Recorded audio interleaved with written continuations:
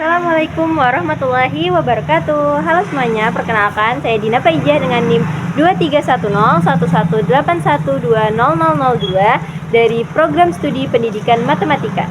Hari ini saya akan melakukan wawancara dan observasi di SMA N1 Sungai Pandan, salah satu SMA yang ada di Hulu Sungai Utara, mengenai penerapan konsep lingkungan lahan basah dengan proses pembelajaran matematika. Ikutin terus ya.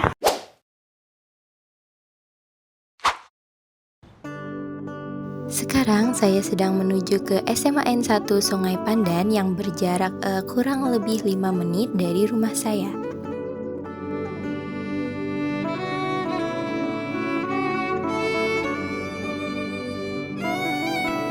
Kota Amuntai, ibu kota kabupaten di hulu Sungai Utara.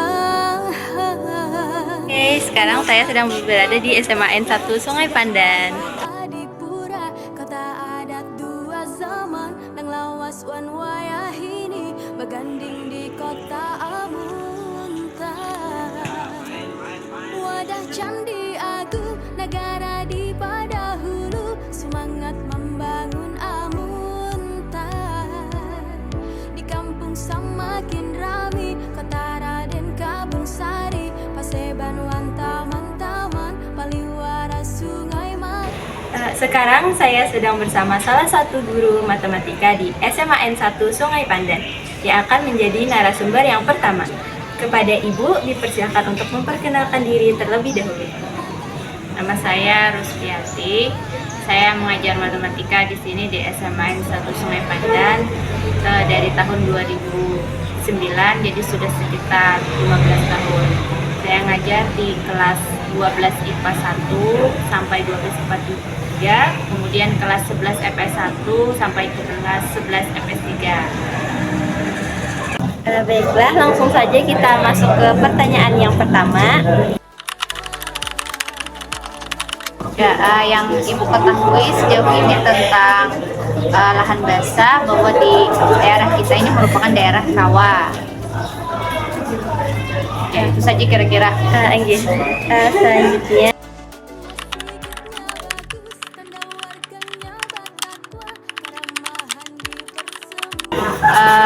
biasanya Ibu di kelas menyesuaikan dengan materi pembelajaran, misalnya materi pembelajaran tentang dinamika. Di situ Ibu mengaitkan dengan tentang bangunan ya, jadi mengaitkan dengan bahwa di daerah kita bangunannya rata-rata itu sebaiknya menggunakan bentuk panggung ya, untuk menghindari banjir, kemudian juga pondasinya agar kuat, tidak apa istilahnya kalau dalam bahasa banjir tahan-tak gitu ya. Nah, kemudian juga dalam segi atap misalnya kita menggunakan atap hubungan tinggi, mungkin seperti itu ya kalau yang pernah Ibu lakukan di kelas.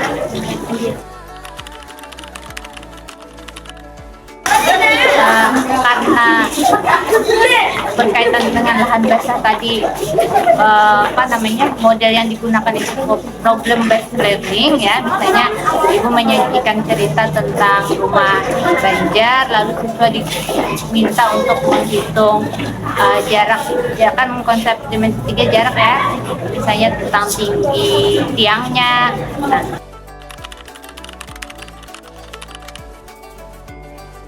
kesulitannya biasanya siswa karena itu siswa harus merumuskan dulu bentuk bangunnya. Nah, mungkin kesulitannya di situ ya. Jadi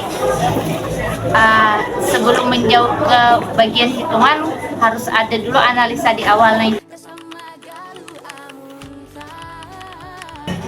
Kalau disajikan dalam bentuk misalnya diawali dengan video rumah Banjar dulu, kemudian tentang bangunan-bangunan, biasanya siswa tertarik ya. Cuman kesulitannya itu tadi ketika memasuki merancang ke bentuk bangun ruangnya dan menghitungnya, di situ perlu masih bimbingan dari guru.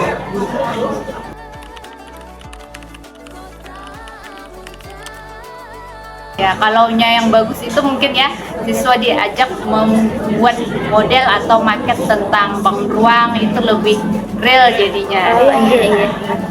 Ya, mungkin gitu saja ya yang masih perlu kita pikirkan agar siswa terfasilitasi juga, itu kan perlu fasilitas juga gitu lah yang mendukung untuk pembelajaran tersebut. Mungkin itu saja beberapa pertanyaan dari Ulun. Ulun mengucapkan terima kasih banyak Ibu atas waktu dan kesempatannya, dan mohon maaf apabila Ulun mengganggu waktu pian. Terima kasih banyak Ibu. Sama. Baiklah, sekarang saya sudah bersama narasumber kedua. Kepada Bapak dipersilahkan untuk memperkenalkan diri terlebih dahulu. Ya, terima kasih atas kesempatan yang diberikan. Perkenalkan, nama saya Muhammad Arsyad. Saya guru matematika di SMA Negeri 1 Sungai Pandan, Hulu Sungai Utara. Saya ngajarnya matematika di kelas 10. Kemudian ngajar matematika peminatan kelas 11 dan informatika juga di kelas 10. Untuk mengajar di sekolah sini dari tahun 2017. Langsung masuk ke pertanyaan pertama saja ya Pak.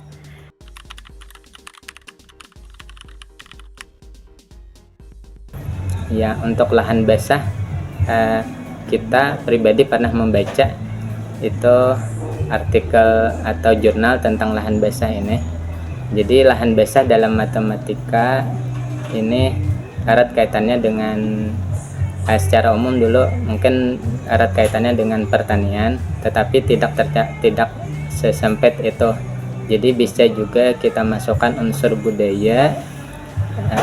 Selain unsur budaya juga bisa misalnya makanan tradisional juga bisa, setahu kita mencakup beberapa hal tersebut.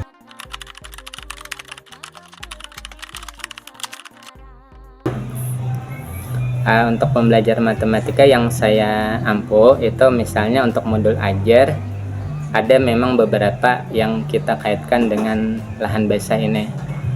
Contoh dulu untuk kelas 10 itu ada materinya statistika.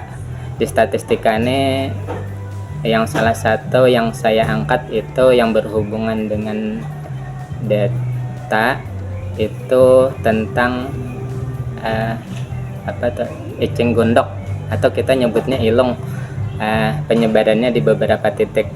Nah, selain itu kita jadikan data, kemudian kita cari distribusinya sampai ke mean, modus, dan median. Kemudian untuk kelas 11 itu ada materi trigonometri. Jadi di trigonometri ini kita di modul ajarnya Bapak Ralat di kelas 10 sebenarnya juga ada trigonometri. Jadi ini mirip dan hampir sama. Jadi ada juga prakteknya, ini membuat video terkait pengukuran tinggi suatu bangunan. Dan bangunannya ini kalau kita ambil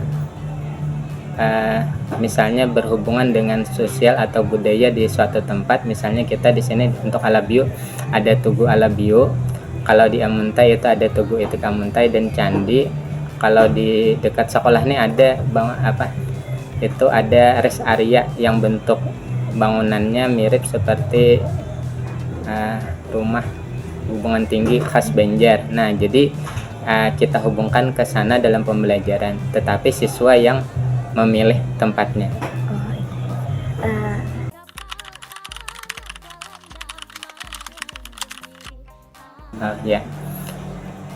Untuk statistika sendiri itu tidak ada kendala karena kita hanya ngambil data. Data itu kita bisa cari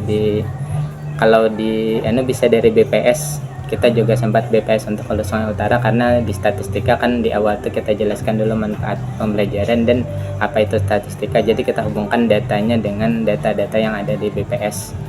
Kemudian untuk trigonometri itu kendalanya biasanya itu hanya karena editing video. Itu pengalaman kita, kalau kita beri waktu setengah bulan itu sebenarnya belum cukup.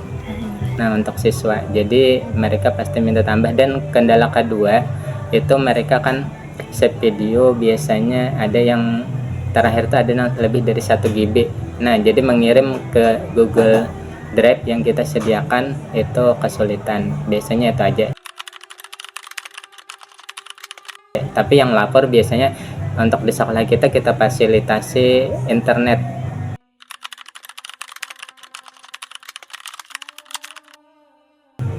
Kalau dari refleksi sebenarnya mereka senang.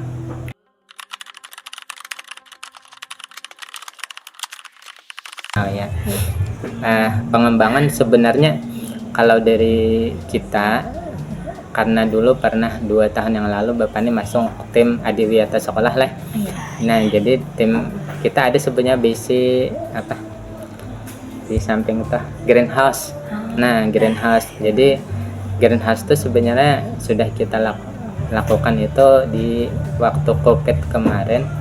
Itu sudah kita bikin, itu pembangunannya pas COVID kan. Jadi itu kita Bapak secara pribadi itu banyak waktu di situ. Jadi bantu-bantu di situ, termasuk mengerjakan itu tanaman dan sebagainya. Termasuk nih beberapa mungkin di depan sini lalu ada tanaman yang berhubungan dengan kesehatan, apa istilahnya lah, itu kami kerjasama lan UKS, ada kegiatan lan UKS tuga. Nah, tuga. Jadi itu ada di depan sini, lawan di sana. Nah, tapi pas masuk lagi nih itu sebenarnya belum bisa, Bapak secara pribadi lah belum bisa mengembangkan akhir tadi. Nah, sebenarnya Bapak hendak mengaktifkan itu, kebetulan dihubungkan lawan KIR. Nah, Bapak kan nggak megang KIR juga. Nah, biasanya KIR itu Sabtu sore kami. Jadi sebenarnya hendak mengarahkan ke sana. Nah, memang ada rencana, tetapi untuk realnya kayaknya masih menunggu. Tapi rencana memang ada direncanakan di kami KIR itu memang berhubungan dengan penelitian, dan penelitian yang diambil memang berhubungan dengan lingkungan. Nah, itu Mungkin itu saja Pak beberapa pertanyaan dari Ulun. Ulun mohon maaf apabila mengganggu waktu Pian, dan Ulun mengucapkan terima kasih banyak Pian mau diwawancarai dan membantu Ulun gitu. Terima kasih banyak Pak. Demikian hasil dari observasi dan wawancara saya. Terima kasih telah menonton. Wassalamualaikum warahmatullahi wabarakatuh. Sampai jumpa.